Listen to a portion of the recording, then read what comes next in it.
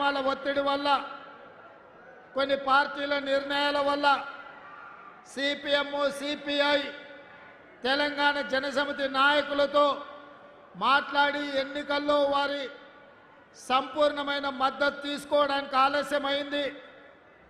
ఇప్పుడు ఆ సంప్రదింపులకు ఉప ముఖ్యమంత్రి బట్టి విక్రమార్క గారిని కాంగ్రెస్ పార్టీ వారికి బాధ్యత ఇచ్చిండ్రు.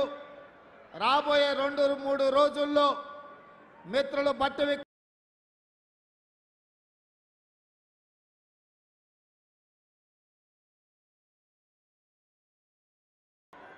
రేపు జరగబోయే పార్లమెంట్ ఎన్నికలలో ప్రజాస్వామ్యాన్ని రక్షించడానికి నరేంద్ర మోడీని బీజేపీని ఓడించడానికి అన్ని శక్తులను కూడగట్టుకొని సర్వం ఒడ్డి రాబోయే పార్లమెంట్ ఎన్నికల్లో ఇండియా కూటమిని గెలిపించి జూన్ 4 నాడు ఫలితాలు సాధించి జూన్ 9 నాడు ఢిల్లీ ఎర్రకోటపై 3 రంగుల జెండాను ఎగరేసి మన నాయకుడు రాహుల్ గాంధీ గారు ప్రధానమంత్రిగా ప్రమాణ స్వీకారం చేయబోతున్నారు.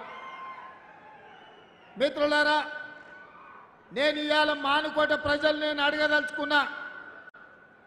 ఈ ప్రాంతంలో 10 సంవత్సరాల నుంచి కారు గుర్తులే అధికారంలో ఉన్నారు. సర్పంచులు వాళ్ళే, ఎంపీడీసీలు వాళ్ళే, జడ్పీడీసీలు వాళ్ళే, ఎమ్మెల్యేలు వాళ్ళే, ఎంపీలు వాళ్ళే, మంత్రులు వాళ్ళే, ముఖ్యమంత్రులు వాళ్ళే ఉండ్రి.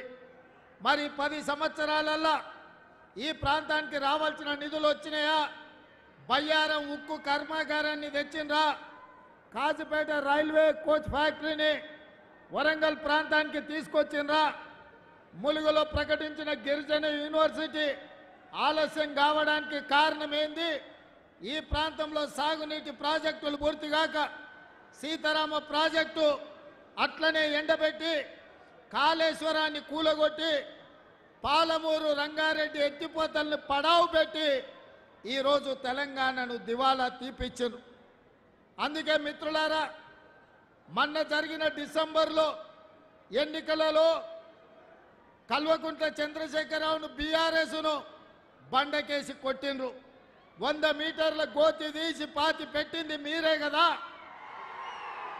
మరి ఇవాళ నేను అడుగుతున్నా, ఢిల్లీలో ఉండే మోడీ, గజ్వెల్ ఫామ్ హౌస్లో ఉండే కేడి, వీళ్ళిద్దరు తోడు దొంగలు. వీళ్ళిద్దరు కలిసి గూడు పుటాని చేసి తోడు దొంగలే తెలంగాణ ప్రజల యొక్క హక్కులను కాలరాసి తెలంగాణకు తీరని అన్యాయం చేసింది.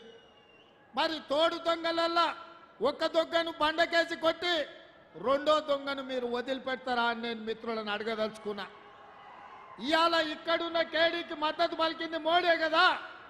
కాళేశ్వరంలో 1,00,000 కోట్లు దోసుకుంటుంటే పట్టుకొని కటకటాలు లెక్క పెట్టించాల్సిన నరేంద్ర మోడీ, భారతీయ జనతా పార్టీ కేసీఆర్ ఇచ్చే కమిషన్లకు కక్కుర్తిపడి ఇవాళ కేసీఆర్ దోపిడీకి అనుమతి ఇచ్చాడు. అదేవిధంగా పార్లమెంటులో ఎప్పుడు అవకాశం వచ్చినా, ఏ బిల్లు వచ్చినా రైతు వ్యతిరేక నల్ల చట్టాలు, నోట్ల రద్దు, జీఎస్టీ బిల్లు, ట్రిపుల్ తలాకు, 370 ఆర్టికల్ ఇలాంటి చట్టాలు ఏ వచ్చినా పార్లమెంటులో నరేంద్ర మోడీకి అండగా నిలబడి బీజేపీని గెలిపించింది బీఆర్ఎస్ ఎంపీలు కాదా, మీ స్థానికంగా ఉండే మాలోతు కవిత కాదా అని నేను అడుగుతున్నా. ఆ కవిత అయినా ఈ కవిత అయినా చంద్రశేఖరరావు తరపున నరేంద్ర మోడీకి ఓట్లేసిన వాళ్ళు చెయ్యెత్తిన వాళ్ళే కదా. ఇవాళ మళ్ళీ ఏ మొహం పెట్టుకొని ఓట్లు అడగడానికి వస్తురని నేను అడుగుతున్నా.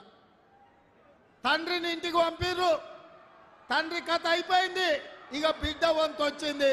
బిడ్డను కూడా జూన్ 1 తారీఖు నాడు ఇంటికి పంపించే బాధ్యత మా కాంగ్రెస్ పార్టీ కార్యకర్తలు తీసుకుంటారని నాకు సంపూర్ణమైన విశ్వాసం వచ్చింది. అందుకే మిత్రులారా, ఇవాళ ఈ ప్రాంతంలో ఓట్లు అడిగే అర్హత బీఆర్ఎస్కు లేదు, బీజేపీకి లేదు. నేను ఇవాళ ఈ వేదిక మీద నుంచి కిషన్ రెడ్డి గారిని, నరేంద్ర మోడీని నేను అడుగుతున్నా, మీరు 10 సంవత్సరాలలో మా పాలమూరు రంగారెడ్డి ఎత్తిపోతల ప్రాజెక్టు జాతీయ హోదా ఇచ్చిండ్రా? మా ఖమ్మం ప్రాంతంలో, బయ్యారం, ఇల్లందు ప్రాంతంలో బయ్యారం ఉక్కు కర్మాగారం కట్టి ఈ ప్రాంతంలో ఉండే ఆదివాసీలను లంబాడీలను వేలాది మంది ఉద్యోగాలు ఇవ్వాలని సోనియమ్మ మంజూరు చేస్తే 10 ఏళ్లు మా